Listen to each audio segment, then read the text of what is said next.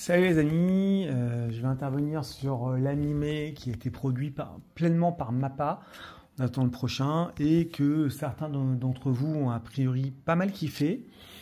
Je me voyais d'intervenir sur Butchiguri, qui est sorti tout récemment et dont le dernier épisode est sorti il y a peu. On est sur quelque chose d'assez classique en termes de school life avec de la fight. Mais je peux comprendre que ça plaise au plus grand nombre. Bon, l'histoire est assez simple.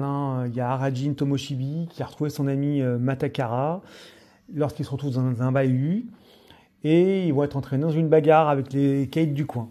Et en fait, en l'occurrence, on va voir que qu'il y a des bandes au sein de ce lycée qui s'affrontent en permanence pour tester un peu leurs forces. Et un peu plus loin, donc tout ça avec tous ceux qui veulent se surpasser. Matakara croit que Arajin est super bon et vice versa. Il y a une petite histoire où où Arajin a fui pendant que Matakara se faisait laminer quand ils étaient enfants, mais ils sont restés amis malgré tout ça. Ou en tout cas, je m'attendais à une meilleure relation amicale au départ parce que je pensais que ce serait plutôt ça.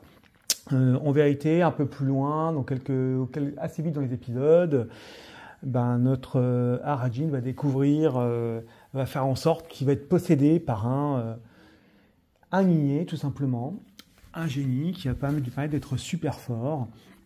Et donc, pendant ces 12 épisodes, on va suivre ce duo, combattre les adversaires, tout en vivant leur school life, en mode un petit peu, il y a un petit enjeu plus important derrière. Et donc voilà un petit peu ce qu'il en est par rapport à l'histoire au global. Alors, après, pour un peu plus rentrer dans le détail, Butchiguri, au cœur de l'animé, il se trouve une exploration assez profonde et nuancée des relations amicales, c'est un peu ce qu'on voit. Et en fait, malgré l'intensité des duels, des enjeux élevés, l'animé prend tout simplement le temps de développer ce qui se tisse entre les protagonistes et crée ainsi, il y avait une véritable communauté d'amis et de rivaux. C'est un peu ça l'idée, assez classique, c'est un petit peu vu. On avait déjà Sando Yu Hakusho, on sent un peu poindre ça dans Windbreaker, mais voilà, on a un petit peu l'habitude de ce type d'animé, mais c'est assez bien fait. Donc tout au long de l'animé, tout simplement, on va pouvoir observer comment les personnages interagissent entre eux, sur le champ de bataille, mais aussi en dehors. Il y a des moments de camaraderie, d'entraide, soutien mutuel. Arajin veut trouver la femme de sa vie, et puis il veut faire l'amour. Bon, après, c'est un peu l'humour. Il y a des liens qui vont être renforcés. Les duels en eux-mêmes, ils vont souvent devenir des occasions pour les personnages de se rapprocher, tout simplement. En fait, à travers ces affrontements, ils apprennent à se comprendre, à respecter les compétences de chacun, à apprécier les qualités uniques de leurs camarades. Et même dans la défaite, effectivement, ils trouvent souvent du réconfort et un petit peu d'inspiration auprès de leurs amis, ce qui va un peu de surmonter les obstacles. Donc c'est assez classique. Bien sûr, il y a du conflit, bien sûr, il y a des désaccords, il y a des rivalités, mais c'est à travers un petit peu ces défis du quotidien que les liens se renforcent un petit peu, car ils apprennent à surmonter les obstacles, ensemble, à se soutenir mutuellement. On est vraiment dans le shonen classique. Ça célèbre en fait, en vérité, c'est un petit peu plus loin que l'anime en lui-même. Ça célèbre vraiment l'importance des relations amicales dans la vie de ces personnages. C'est vraiment ça. Voilà, il y a une session supplémentaire pour se poursuivre leurs rêves, surmonter les défis. Donc ça donne une chaleur humaine dans l'anime en lui-même, une profondeur émotionnelle qui peut résonner avec des spectateurs, ce que je peux entendre. En fait, les liens d'amitié sont vraiment, ils sont pas ordinaires, ils sont vraiment imprégnés quelque part d'une énergie vraiment importante, passionnée, une flamme qui brûle avec intensité à travers tout. Donc voilà, ces liens sont un peu des liens innés parce qu'ils ont tous le rêve d'être innés. Alors après, c'est encore une légende comme quand on est des super fighters.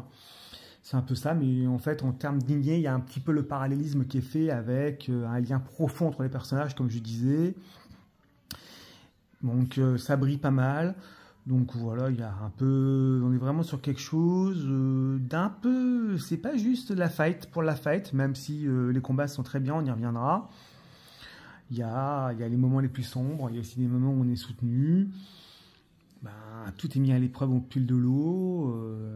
Voilà, c'est un petit peu, voilà un peu comment je voyais Butchiguri. Ça rappelle vraiment, si on veut rentrer sur le côté philosophique, plutôt l'importance de la camaraderie, des amitiés. Ce ne sont pas des relations, ce sont des liens. Hein. Rien n'arrive par hasard avec des gens qu'on croise. Donc il y a un peu, ils illuminent le chemin, c'est un peu l'idée. C'est très philosophique derrière Boutiguri. Il y a une certaine détermination, il y a une force. Bien sûr, ils rêvent, ils poursuivent leurs rêves, ils sont unis par les liens un petit peu innés de l'amitié. C'est un petit peu ça l'idée.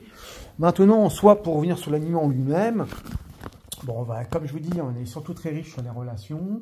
Les combats en eux-mêmes sont assez bien faits.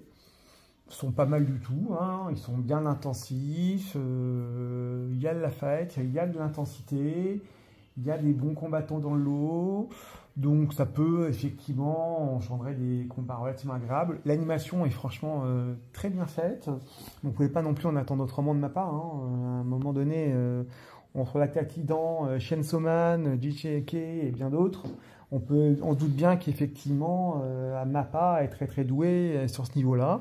Bon, moi, je n'ai pas été marqué par l'opening ou le ending. Les dialogues sont relativement sympathiques, même s'il faut quand même s'éloigner un petit peu. Ce qui est bien, c'est qu'il s'éloigne un petit peu du pur manga ou du pur animé de combat. C'est ce qui est un peu plaisant dans l'anime en lui-même. Donc oui, plaisant, divertissant. C'est un peu, ça fête un petit peu l'amitié. C'est un peu ça l'idée, hein, l'anime en lui-même. Donc ça reste assez intéressant. 12 épisodes en plus, c'est relativement court, donc n'hésitez pas à aller voir ces 12 épisodes sans s'inquiéter, voilà, où ça peut plaire. Je pense qu'il y a des grandes chances pour que ça plaise au plus grand nombre. Voilà, bon, après les nanas sont un petit peu mises de côté, même s'il y a un personnage féminin qui a un peu son caractère aussi. Donc voilà où on en est pour l'instant. Après sa partie, je ne sais pas s'il y a une deuxième partie d'annoncer, mais voilà. Boutiguri, pas mal. Animé valable, sympathique et qui un peu, voilà, fait un petit peu privilégie l'amitié en développant des rapports amicaux beaucoup plus développés qu'on peut l'imaginer. Voilà, c'était ma vision des choses sur Boutiguri. À plus les amis.